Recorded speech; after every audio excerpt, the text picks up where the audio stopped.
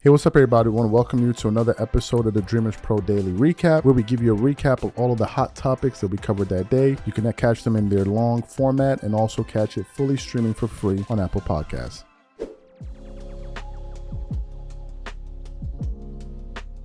As you guys know, Skip Bayless and the folks there at Undisputed FS1 have been having a tough go at it ever since Shannon Sharpe's departure last June, after the NBA Finals had concluded. You know, Skip was in a rebuilding phase, right? He was reshuffling the deck, and we got various reports that Skip was thinking of revisiting a formula that worked at ESPN when he had Cold Pizza and ESPN First Take. Originally, Skip was on the show and he was the main fixture, the main staple on that show, sort of the centerpiece. And then he had a rotating cast of guests that would come in weekly to debate him on various topics. You would see people like Rob Parker, Chris Broussard, Jalen Rose, Stephen A. Smith, and some others that would join in as well. And ultimately, the show kind of fused into what it became with him and Stephen A. Smith, where they had ESPN First Take, and then ultimately he left. And then Stephen A. Smith did his thing with Max Kellerman. But when he left, he decided to go to FS1, who was really like an up-and-coming network there. And his goal was to compete with ESPN First Take during their early morning time slot. And at the time, he tapped Shannon Sharpe to be his partner on the show. And when the show debuted, I believe in 2015, it was a hit, right? I loved it.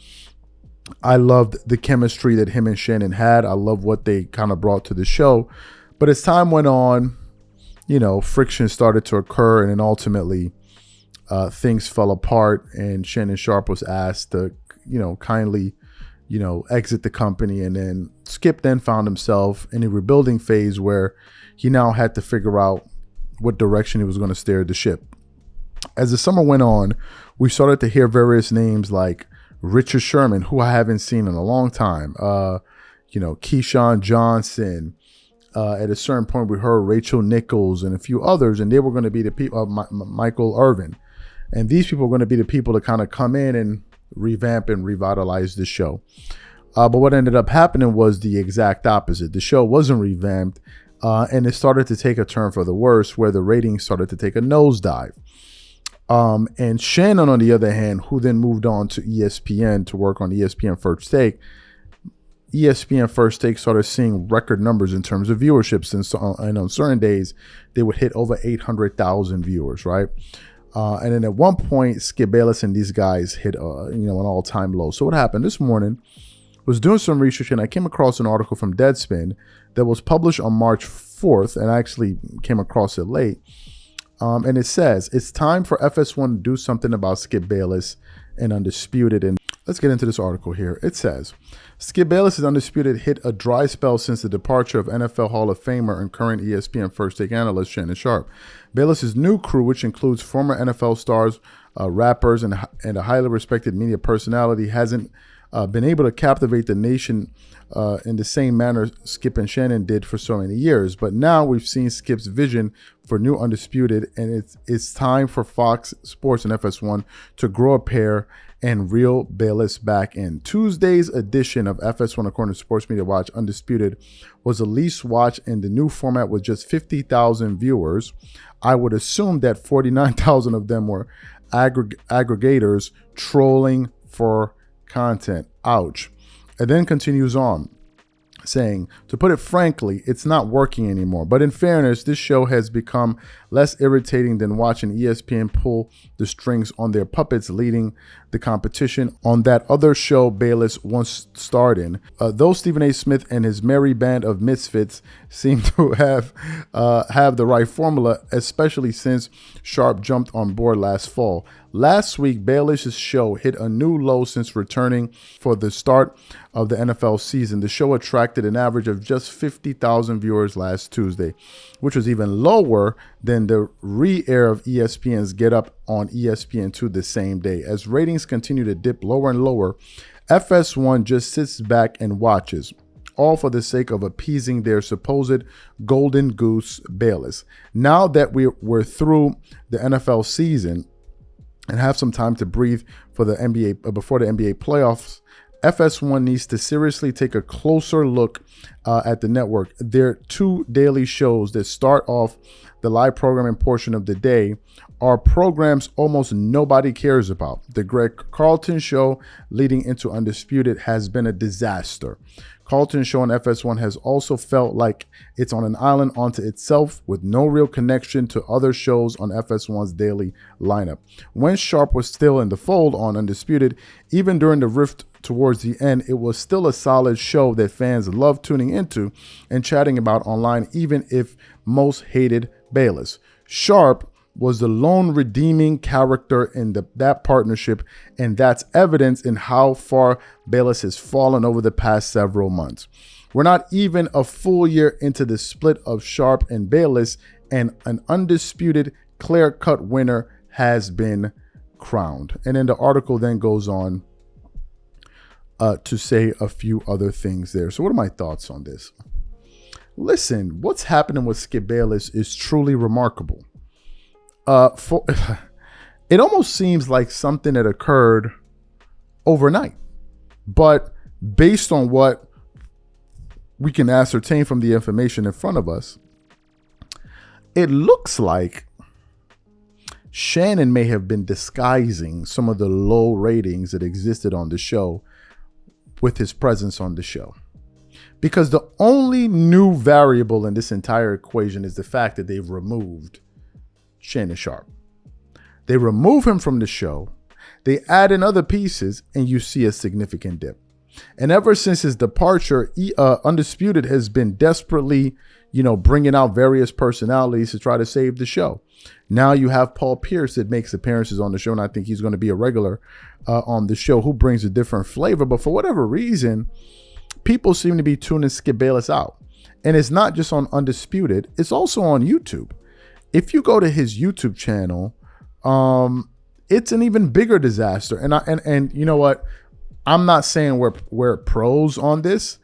If I could lend my piece of advice, I think that what Skip needs to do is come off a little bit less,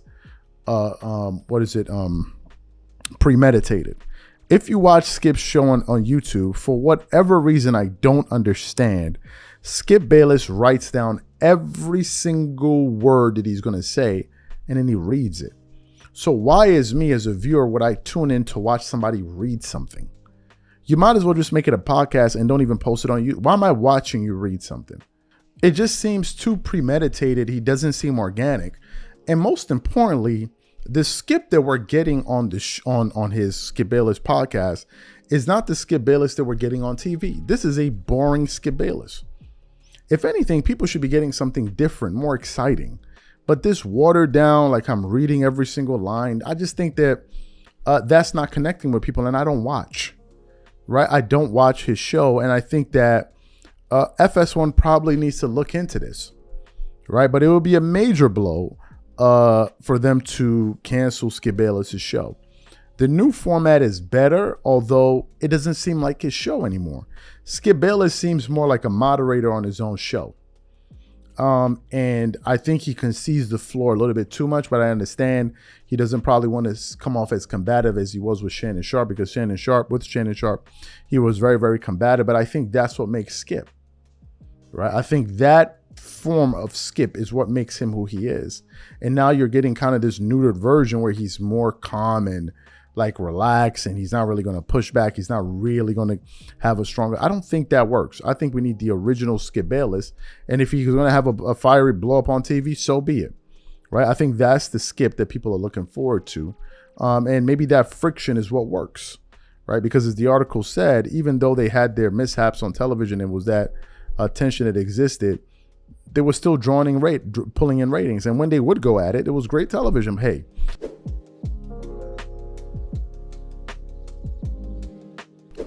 as you guys know, the playoffs are right around the corner. Well, the play-in. And by the way, I can't wait for the playoffs and the play-in to start. I recently posted on the channel that, it looks like there's going to be a part 3 meeting between the Clippers and the Denver Nuggets in round 1. This would be the first time that these teams have met. The third time, that these teams have met in the first round. Funny enough, because right now, if you look at the standings in the West, you have the Wolves at 1, tied for the 1 spot with the Denver Nuggets, tied, but the Wolves are 1, Nuggets are 2, Thunder are 3, Clippers are 4, Mavs are 5, Suns are 6, Pelicans are 7, Kings are 8, Lakers are 9, Warriors are 10. So those are going to be the 10 teams for sure. All of those teams are locked into the play-in. So the Warriors are going to be locked in, the Lakers are going to be locked in, the Kings are going to be locked in, and the Pelicans are going to be locked in. But I said I felt good about the Clippers playing against the Mavs. And some people, you bugging. Luka going to give him that work. I'm like, nah, I never saw Luka. I saw Luka give Ivica Zubac and Patrick Beverley work. I never seen him give Kawhi Leonard no work. I know he shoots like 38% against Kawhi, but they were like, nah, so we talking, doing our normal talk, getting ready, hyping up whoever you support, which I understand. I could be wrong, but you could be wrong too. So I guess we got to wait and see, right? So we're doing that. So I came across an article this morning from fadeawayworld.net and had the following headline. Anthony Edwards on LeBron James picking him first in the 2023 All-Star draft, right? And the article goes on to say he's turning into Unk. I'm like, what? Anthony Edwards trying to take little sly shots at LeBron. So that's the article in the comments we want to focus in on. So let me get into the article. It says, it continues on.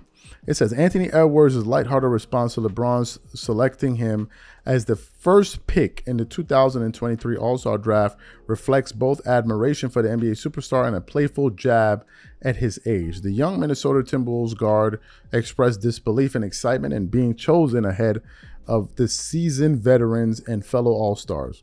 He said, "Oh no, that was crazy.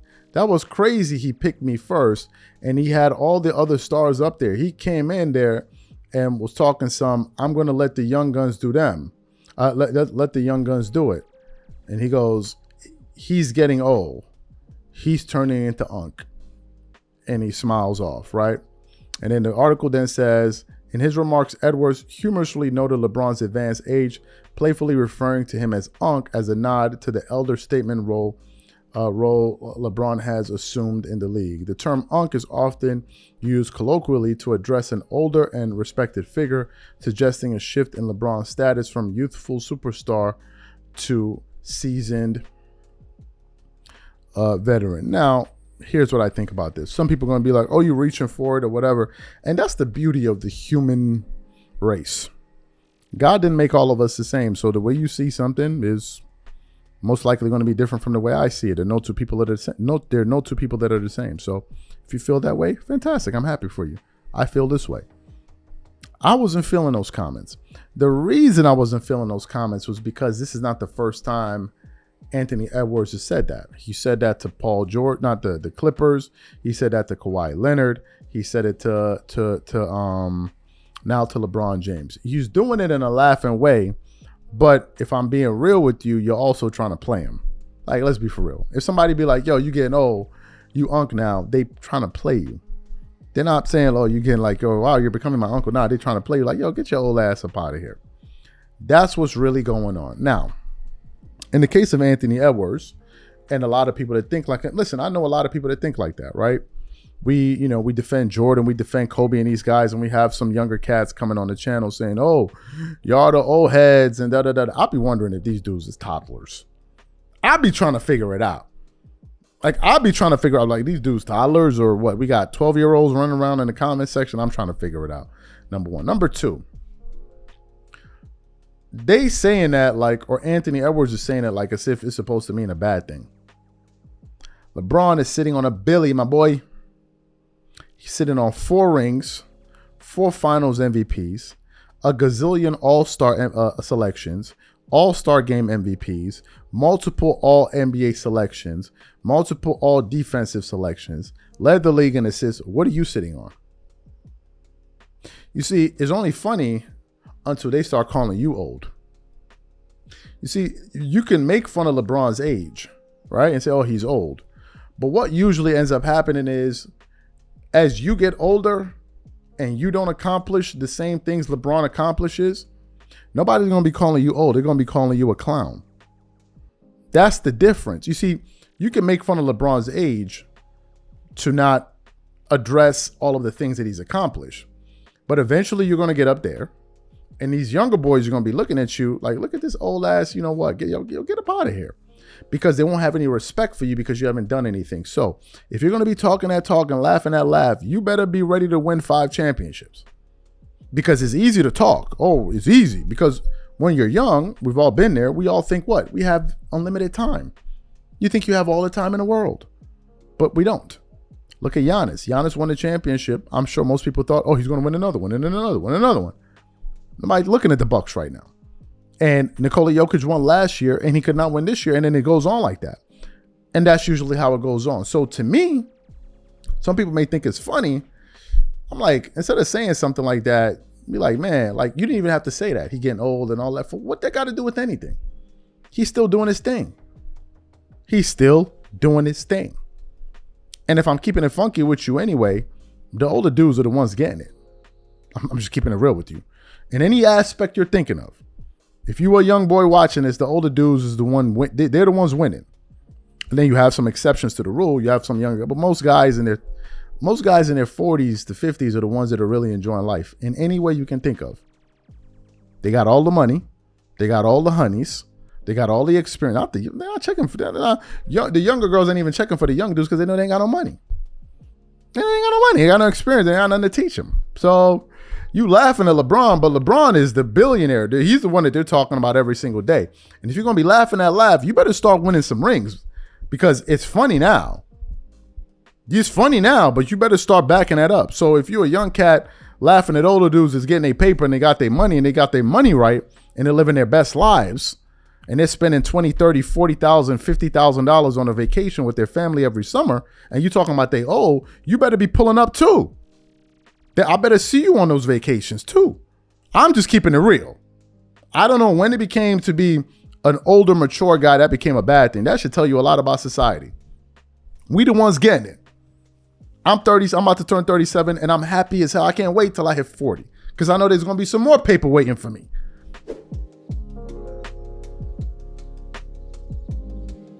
The playoffs are quickly approaching and teams are basically settling into who they're going to be facing in the playoffs.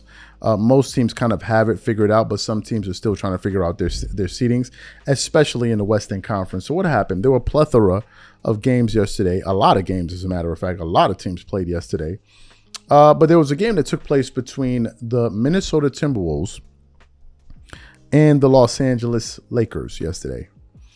And during that game, if I'm not mistaken, Anthony Davis played, but he got hit in his eye where he had to actually exit the game where he couldn't play from, I believe, the second half. So AD only played 12 minutes in that game.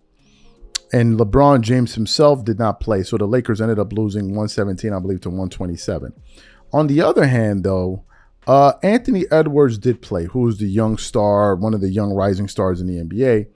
And he finished that game with 26 points on 45% shooting from the field, 37.5% from the three, while getting you 8 assists, 1 steal, 1 rebound, 1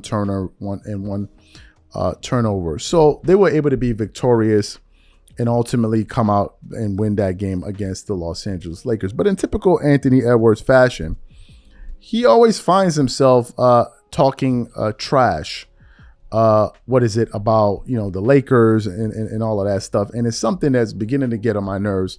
And I'm going to tell you why. And we're getting this from a fadeawayworld.net article. So let me get into what this article had to say. It says, Anthony Edwards calls out Lakers players after Wolves' easy win in LA. Anthony Edwards was not happy about the Lakers players talking trash when the team met last March. Anthony Edwards and the Minnesota Timberwolves recorded a 127-117 win over the Los Angeles Lakers on Sunday night. After the game, Edwards had something to get off his chest when he was walking down the hallway of Crypto.com Arena, as per Star Tribune's Chris Hine. As he was walking down the hallway, Anthony Edwards was referring to the Lakers talking a bit the last time. When we didn't have Gobert last time, we had him this time, he said, for all to hear. You can understand Edwards perhaps being a bit miffed over the Lakers talking when the teams last met on March 10th. Not only was Rudy Gobert not playing, but Karl Anthony Towns was out as well, and the Timberwolves lost 120 to 109 in their absence. To hear Lakers trash talk when they wouldn't have sat too well with the 22-year-old. And then the article went on to say a few other things there. Listen, here are my thoughts on Anthony Edwards real quick. And I'm going to keep it gully. Maybe some people going to feel a type of way. It is what it is. But this is my thoughts. This ain't the first time Anthony Edwards was talking trash. Anthony Edwards was also talking trash against a game when he played against the Clippers. Actually, 2 times. One of the games, he was talking about, oh, the Kawhi Leonard and all of them, they too old. The next game, when Kawhi didn't play and they beat the Clippers, he was like, you know, it was a mismatches out there. He said, all I saw out there were just a bunch of mismatches, right? They had nobody to guard me, nobody to stop me. Fantastic. If I look at the NBA standings right now, the Minnesota Timberwolves are the number 1 seed in the Western Conference, actually tied for the number 1 seed in the Western Conference with the Denver Nuggets with a 54, and 24 record. Both of those teams have the exact same record. But here's what I'm noticing about Anthony Edwards. I'm beginning to get those John Morant vibes from Anthony Edwards. Those John Morant vibes. What am I talking about, those John Morant vibes? John Morant got the vibes of somebody that talks a lot of bleep, but has nothing to back it up with. Like nothing has accomplished, nothing to back it up with. You see John Morant talking trash to the Golden State Warriors, these dudes talking trash, but what has John Morant accomplished in the NBA? Nothing. Now, I know Anthony Edwards is a young player. He's cocky. It is what it is, whatever. But at the same time, my boy, and we got another topic we're going to talk about it, him saying some stuff about LeBron, which we're going to get to in a minute, depending on when you see these shows. But he was talking trash, like, you know, going at LeBron. I'm like, yo, hold up. What have you done in the NBA? I know that they're trying to push to make you the face, one of the faces of the NBA. I know it's a concerted effort. Maybe we can turn dude into the face of the NBA. The fact of the matter is, Anthony Edwards been in the NBA all these years. Nobody was checking for him to make him the face. You had John Morant. You had other dudes. As a matter of fact, you're talking about, Victor Wembanyama. They're only tapping him on the shoulder because he's an American player. And they need an American face as well, so I understand that. But hold up, slow your roll. Because the Lakers and all of this stuff that you're talking about, they've actually won championships. Like those players you're talking about, some of them actually have rings. 80 of those dudes have rings. What rings do you have? Hold on, let me see. Has Anthony Edwards even been to the playoffs before? Let me see. I got to pull it up. Has Anthony Edwards, let me see. Anthony Edwards stats. Has Anthony Edwards been to the playoffs? Let me see. I don't think he has, but I just want to verify this and be on the safe side so I don't just make assumptions here. Regular season, Anthony Edwards has been in the NBA this is his 4th year. How many? I think he made it into the play-in, if I'm not mistaken, or the playoffs or whatever. You can't be talking trash when you've only played 11 games in the NBA playoffs.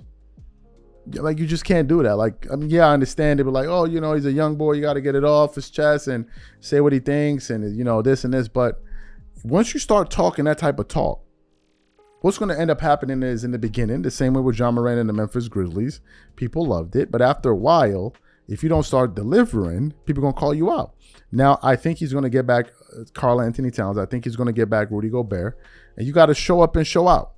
But to me, you can't talk trash to people that have done more than you. That's just me, though, right? Like, we're into content creation. A lot of people make content that are not fans of what we produce, which is cool, right? But I can't be responding to you at 16.3K.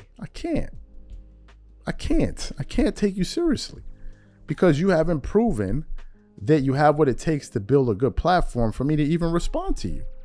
Because at that point, it looked like you're trying to ride somebody's wave. Like, nah, I'm not going to respond to you. You haven't even put in the work. You haven't proved that you're worthy to be responded to because your stuff ain't working. So why would I respond to you? That's like me talking trash to Shannon Sharp, who has millions of followers, and I'm sitting here expecting Shannon Sharp to holler back at me and talk back. You're like, nah. This dude don't even have 500,000 subscribers, and I'm going to be here talking to him. And some people are like, yeah, it's not just about subscribers. Yeah, I get that, but it also is about the accolades. What did Kobe always say? I want to be able to feel like I can sit at the table with Jordan and Magic and all of these guys. And for him to do that, he knows he needed to win rings. You ain't got no rings. You ain't even got one. You ain't never even been to the playoffs. My boy, you still fighting to get in the play-in. I've been in the playoffs at least once or twice. I've been knocked out a few times in the round, but at least I've been. You haven't even been to the play-in. So come on, like, cut it out with all of this talk. Like, go out there, win something, and then Start talking. But if you haven't won anything, stop that.